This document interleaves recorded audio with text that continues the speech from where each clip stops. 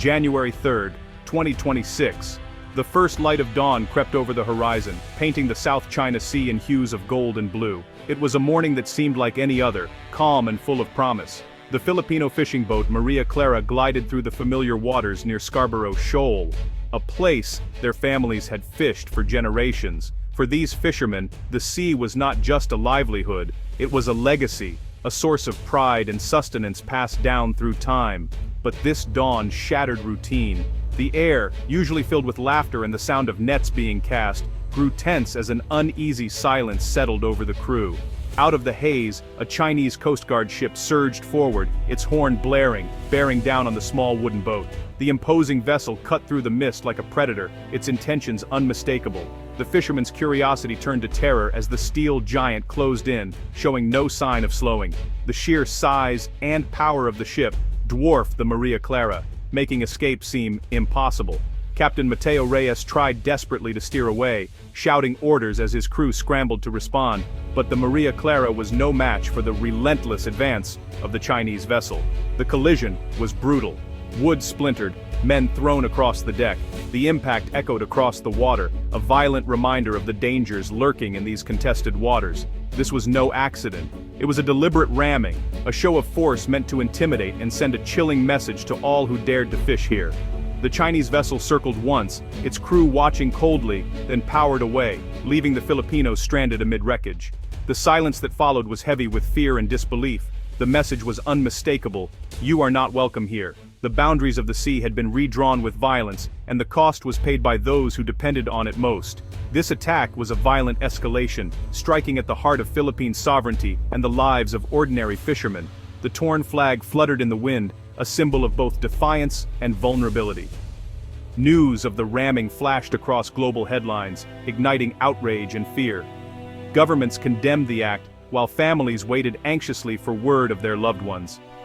For the men clinging to the wreckage, it was a fight for survival. Hours passed as they waited, battered by waves and uncertainty, hoping for rescue in the vast expanse of the sea. For the world, it was a wake-up call to the rising tensions in the South China Sea. The incident underscored the fragile peace in the region and the risks faced by those caught in the crossfire of international disputes. The tranquil fishing ground had become a battleground in seconds. What was once a place of livelihood and peace was now marked by fear and uncertainty. The fate of the Maria Clara would soon test alliances and international resolve. As rescue ships approached and navies mobilized, the world watched, knowing that the events at Scarborough Shoal could shape the future of the region for years to come. Aboard the shattered Maria Clara, chaos reigned.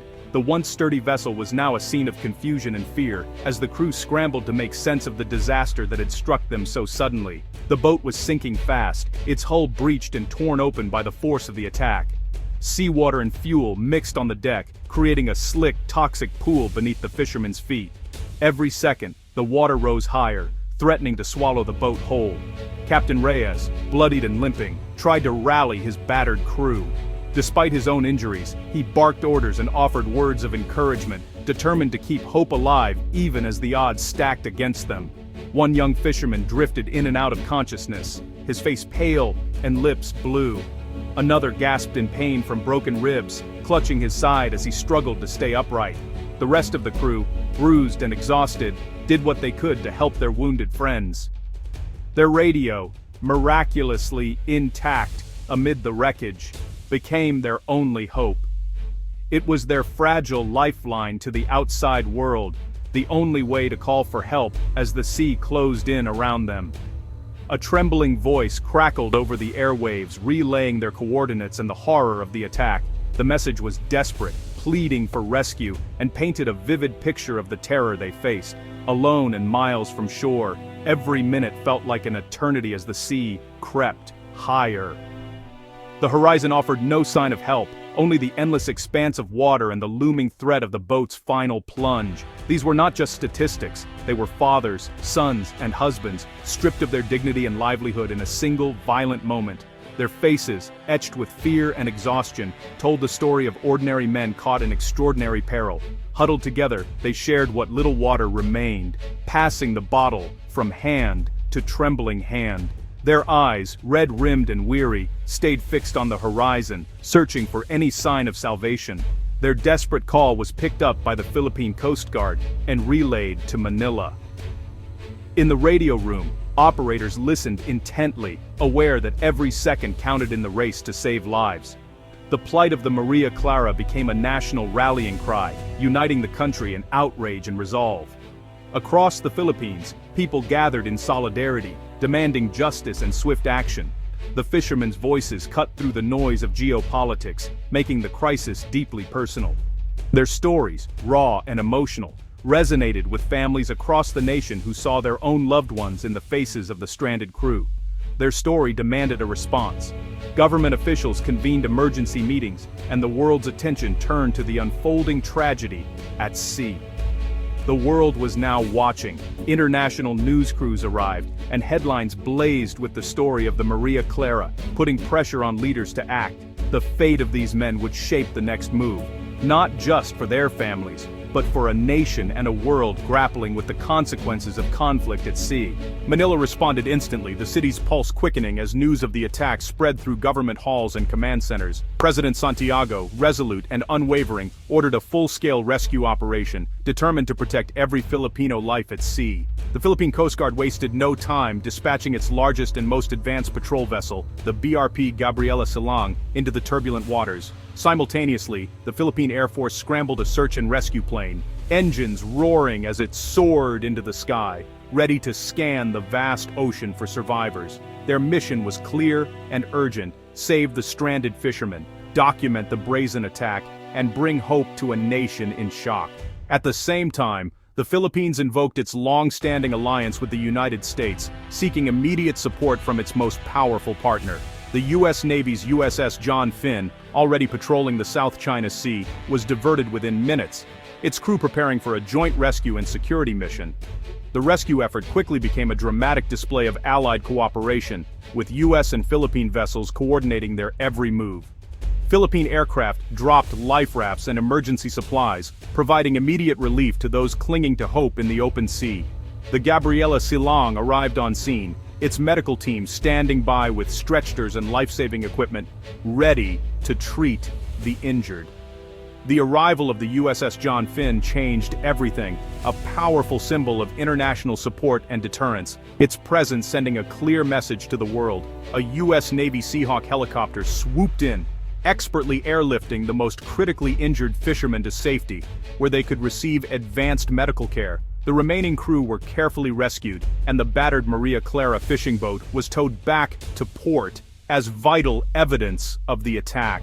The operation was a resounding success, a testament to courage and coordination, but the attack demanded more than rescue. It called for justice, accountability, and a united response.